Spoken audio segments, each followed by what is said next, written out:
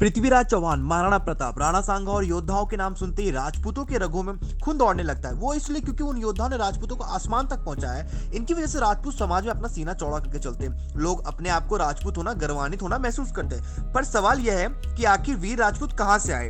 Rajput community का इतिहास क्या है? राजपूत की उत्पत्ति कैसे हुई? आज के वीडियो में हम इन्हीं सवालों का जवाब खोजेंगे। चलिए शुरू करते हैं बिना किसी देरी के। दोस्तों, राजपूत कहां से आए थे? इसे लेके हमेशा इतिहासकारों में हमेशा बहस होती है। कुछ लोगों का मानना था कि वो भारत में रहने वाले क्षत्रिय थे, कुछ लोगों का मानना है कि वो बाहर किसी और देश से आए थे और बाद में उन्होंने हिंदू धर्म को अपना लिया। खैर, इस बहस का अभी कोई फायदा तो नहीं है, लेकिन हमें इतना तो मालूम है, राजपूतों का इतिहास हम गुप्ता डायनेस्टी से ट्रेस कर सकते हैं। गुप्ता एरा को भारत के हिस्ट्री का गोल्डन एरा माना जाता था। जी हाँ, क्योंकि इस समय फिर चाहे वो एस्ट्रोनॉमी, इकोनॉमिक्स, मैथमेटिक्स या मेडिसिन हो, भारत में सभी फील्ड्स में तेजी से तरक्की हो रही थी। इसके साथ ही साथ इस समय भारत को रोम और चीन जैसे बड़े बड़े देशों से व्यापार हो रहा था। गुप्ता एरा के समय में हंस ने भारत पे हमला किया था, क्योंकि उस वक्त सेंट्रल एशिया से लेके चाइना तक तबाही मचाए रखा था उन्होंने। इसी का परिणाम रहा कुछ वक्त के लिए नॉर्थ इंडिया के ज्यादातर इलाका हंस के अंदर आ गया था। उन्होंने गुप्ता डायनेस्टी को नॉर्थ ईस्ट तक धकेल दिया एंड फिर वो लोग खुद भी लक्ष्मी, विष्णु एंड शिव जैसे भारतीय देवता की पूजा करने लगे। लेकिन फिर गुप्त काल के छोटे छोटे राज्य आपस में इकट्ठा होना शुरू कर दिया एंड फिर यशोधर्मा नाम के राजा ने हंस को हराकर ज्यादातर इलाकों पर कब्जा कर लिया था, जिसके 100 साल बाद भी हंस ने उन इलाकों पर हमला कर रहे थे। लेकिन 7वीं सदी में राजा हर्षवर्धन ने भारत में फिर से एक स्टेबल एंड पावरफुल एम्पायर बनाया एंड इसके बाद भी खून खराबा होता रहा। हर सदी में काफी लड़ाइयां हुई। कोई हैरानी की बात नहीं है कि इस समय भारत में शतरंज का खोज हुआ था, क्योंकि हमारे चारों तरफ जंग चल रही थी। इसके बाद जब धीरे धीरे सब कुछ संभलने लगा, हालत काबू में आने लगे और लोकल लीडर साथ आए, तो गुर्जर प्रतिहार डायनेस्टी बनी, जो कि बड़े बड़े वॉरियर्स क्लैन से मिलकर बनी। कहानी कहा जाता है कि राजपूत इस गुर्जर डायनेस्टी के डायरेक्टली इनडायरेक्टली रिलेटेड थे और इस डायनेस्टी ने भारत के पूरे नॉर्दर्न और सेंट्रल पार्ट में उस वक्त अपना कब्जा जमाया हुआ था। बड़े राइवल्स थे, जहां साउथ की तरफ से राष्ट्रकूट एंड ईस्ट की तरफ से पाल और वेस्ट की तरफ से तुर्क नजरें गड़ाए हुए खड़े थे। 10th सेंचुरी के स्टार्ट प्रतिहार साम्राज्य में के बीच में भीषण युद्ध हुआ, जिसमें प्रतिहारों के राजधानी पे कब्जा कर लिया था। उन्होंने अपनी राजधानी तो बचा ली थी, लेकिन इसके बाद धीरे धीरे आने वाले सालों में प्रतिहार डायनेस्टी की एकता खत्म होने लगी। इन लोकल्स राजाओं ने अपने अपने राज इंडिपेंडेंट चलाना शुरू कर दिए। 10वीं शताब्दी के आखिर तक अलग अलग राजपूत क्लैंस के हाथ में भारत के अलग अलग हिस्से थे, लेकिन राजपूतों का गढ़ राजपूतानों को ही माना गया, जो कि आज का राजस्थान है। और यहीं से गुजरात के इंडो गैनेटिक प्लेन के नाम से जाने वाला इलाका पूरे कंट्रोल में लेना स्टार्ट कर दिया। राजपूत एडमिनिस्ट्रेशन का एक बहुत बड़ा फायदा यह था कि वो अपने प्रजा को काफी इंडिपेंडेंस देते थे, जैसे कि वो इकोनॉमिक्स के मसलों पे बिल्कुल इंटरफेयर नहीं करते थे। उन्होंने जागीरदारी सिस्टम को फॉलो किया था, जिसमें एक जागीरदार को काफी सारी जमीन दी जाती थी, फिर उसी जमीन को जागीरदार किसानों को देते थे और फिर उससे जो पूरा टैक्स जाता था उसका एक पोर्शन राजा के पास जाता था, जिसके मिलिट्री एंड डिफेंस के लिए फंड का अरेंजमेंट होता था।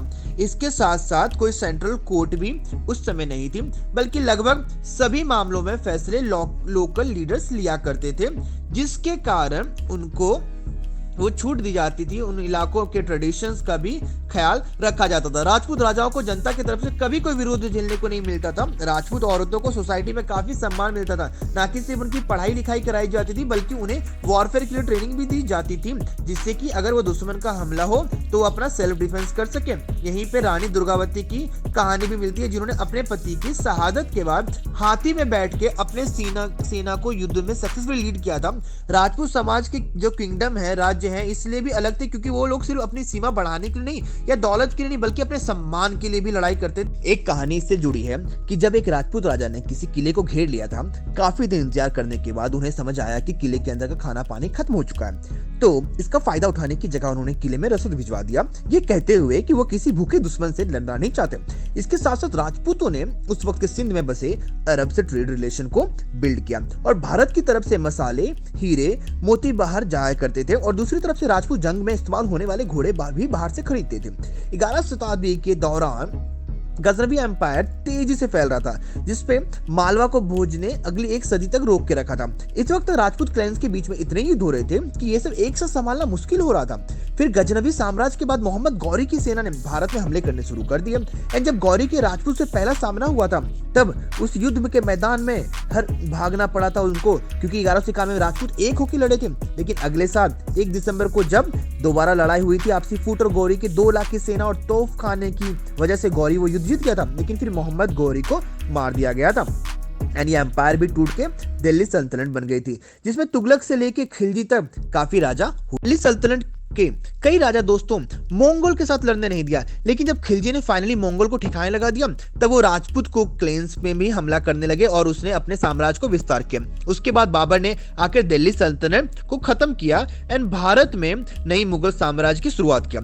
मुगल साम्राज्य एंड राजपूतों में लंबे समय तक संघर्ष चलता रहा और इसके अकबर ने के समय में राजपूतों ने मुगलों के रिश्ते में काफी सुधार लेके आए और देखा गया था ना कि अकबर को लगभग सभी ने राजा मान लिया, बल्कि अकबर ने कोर्ट्स में हायर पोजीशन एक्वायर करने लगे थे। औरंगजेब तक की कई राजपूत लोग मुगलों की सेना के सेनापति रहे, लेकिन औरंगजेब की क्रूरता और महाराष्ट्र से उठते मराठा साम्राज्य के उदय देखते हुए धीरे धीरे राजपूत उन्हें साथ हो गए एंड औरंगजेब की मौत के बाद मुगल साम्राज्य पूरी तरह बिखर गया था। हैदराबाद, बंगाल सभी ने खुद को आजाद डिक्लेयर कर दिया था एंड वही दूसरी तरफ मराठाओं ने तेजी से अपनी शक्ति बढ़ा ली।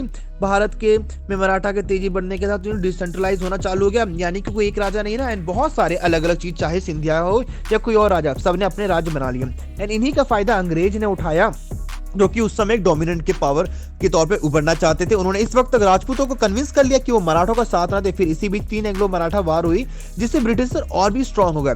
ब्रिटिश इंडिया के अंडर राजपूतों ने क्वीन को सॉवरन मान लिया था, लेकिन अपने इलाकों को अभी भी वो इंडिपेंडेंटली शासक करते थे, जिसमें कई राजा ऐसे भी थे जिन्होंने फ्रीडम मूवमेंट में अपने सीक्रेट डोनेशन के से अपना बहुत बड़ा योगदान दिया।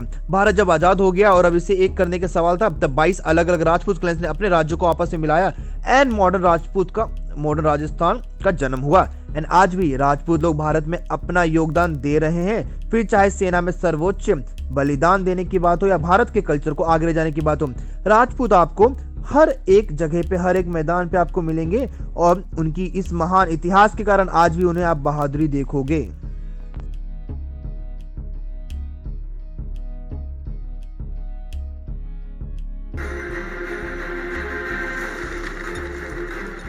चिंता को तलवार की नोक पे रखे वो राजपूत, रेत की नाव लेकर समंदर से शर्त लगाए वो राजपूत, और जिसका सर कटे फिर भी हर दुश्मन से लड़ता रहे वो राजपूत।